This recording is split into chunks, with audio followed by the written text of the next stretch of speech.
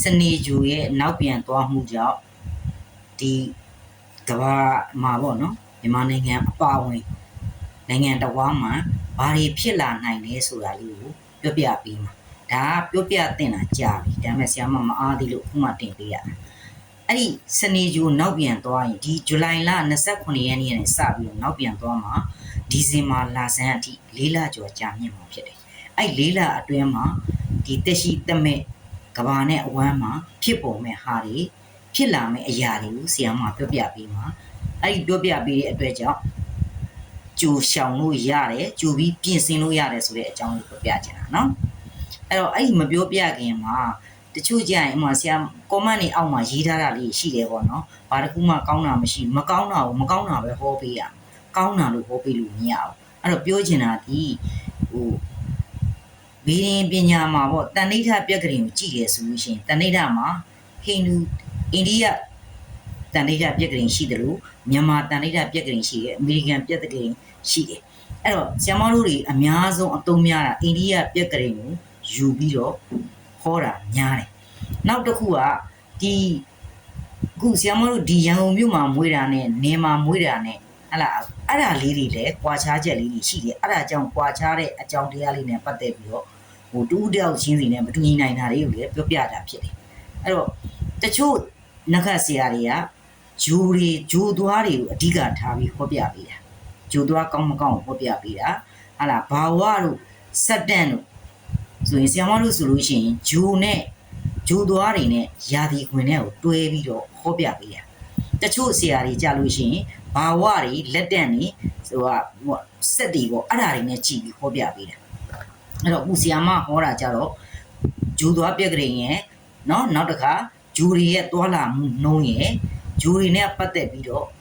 သူ့ရဲ့ယာဒီခွင်မှာဖြစ်ပေါ်နေတဲ့အကြောင်းတရားလေးဒါလေးကိုဆရာမဟောပြပေးတာအဲ့တော့အရေးဘူးရဟောတာဖြစ်တဲ့အတွက်မှန်ကောင်းမှန်နိုင်တာလေဆရာမ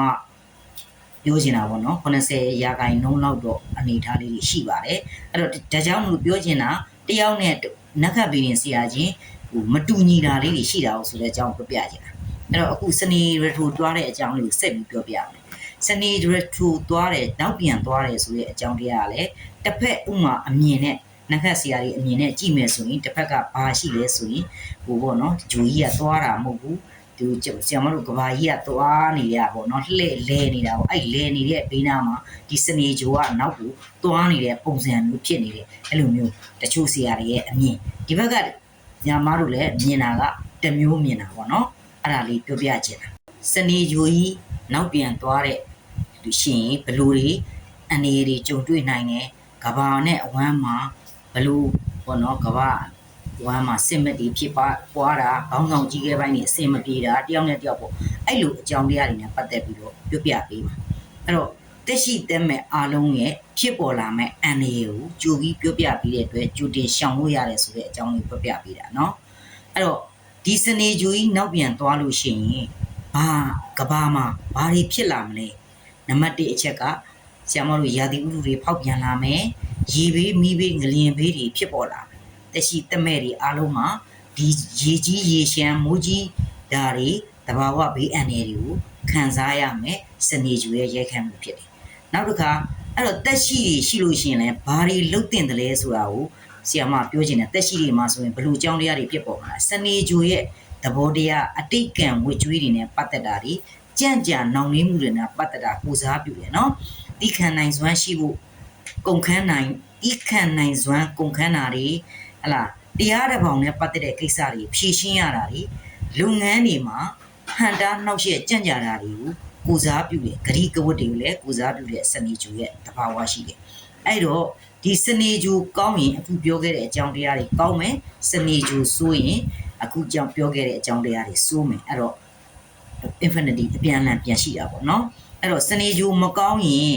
အပေါ်မှာပြောခဲ့တာတွေဖြစ်ပြီးတော့စနေဂျူကောင်းရင်ဆရာမအပေါ်မှာပြောခဲ့တာတွေကအားနည်းလာတယ်ဒါကြောင့်မလို့ပုံမှန်မသွားဘဲနဲ့နောက်ပြန်သွားနေတာဖြစ်တာကြောင့်